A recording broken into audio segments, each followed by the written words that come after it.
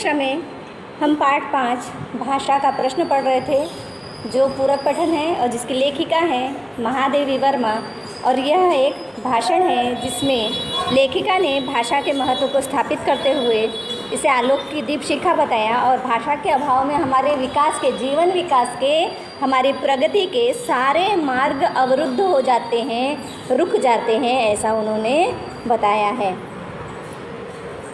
पिछली कक्षा में हमने 2 परिच्छेद इसके समझ लिए थे, उम्मीद है तुम्हें समझ में आए होंगे। हम देखते हैं तीसरा परिच्छेद जो पेज नंबर 22 पर है।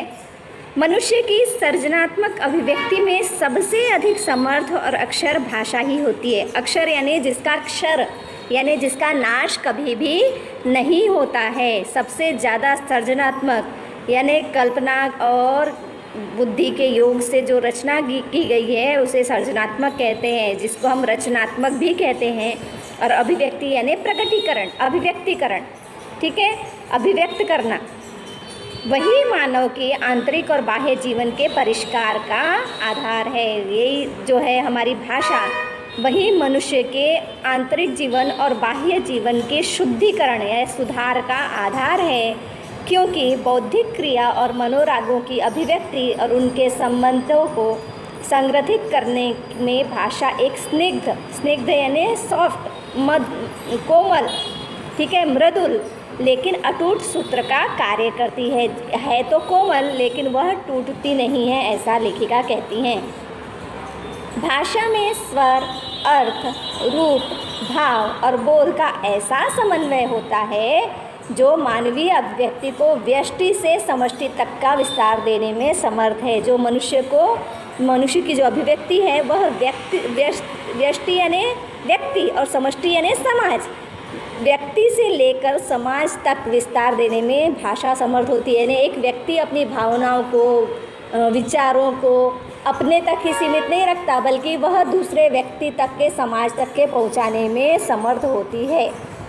आगे का परिच्छेद देखते हैं। मानव व्यक्तित्व के समान ही उसकी वाणी और उसकी वाणी का निर्माण भी दोहरा होता है। दोहरा यानी डबल होता है। जैसे मनुष्य का व्यक्तित्व बाह्य परिवेश के साथ साथ अंतर जगत के घात प्रतिघात यानी हमारे जीवन में, हमारे मन पर, हमारे हृदय पर, हमारी बुद्धि पर अनेक घात होते हैं और कई बार हम उसका प्रतिघात भी करते हैं।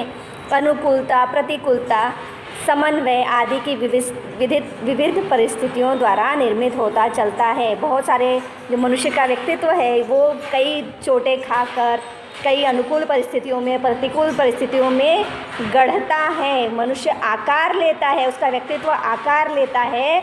उसी प्रकार उसकी भाषा भी असंख्य वैसे ही उसकी भाषा भी बहुत सारे जटिल यानी कठिन, सरल, अंतर्बाह्य प्रभावों में गल ढल कर परिणति पाती है। जैसे मनुष्य का व्यक्तित्व आकार लेता है वैसे ही भाषा भी परिणति पाती है। परिणति पाती है मतलब परिणाम तक पहुंचती है, पूर्ण होती है, वृद्धि होती है, उसका आकार तैयार होता है।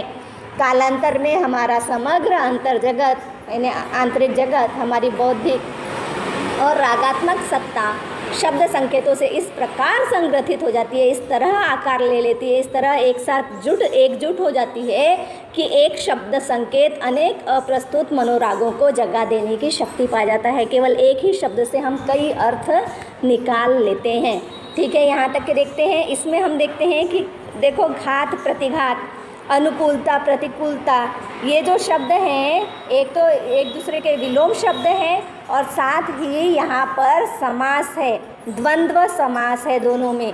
जटिल सरल, यहाँ पे भी द्वंद्व समास है। जटिल सरल यानी इसका समास का विग्रह अगर हम करेंगे तो जटिल या सरल, अंतर बाह्य, अंतर या बाह्य, ठीक है। तो यहाँ पर द्वंद्व समास है, इसको अच्छी तरह से समझ लेंगे, साथ ही परिच्छेद को समझोगे और इसके जो संजाल है, इसका जो ये है वो लिख के रखोगी। भाषा का जो ये है महत्व है वो भी लिखोगी। भाषा का प्रश्न के 4 परिच्छेद अब तक हमने समझे हैं कि सब कुछ अच्छी तरह से पढ़ कर उसके संजाल हल करके रखोगी। मिलते हैं अगली कक्षा में।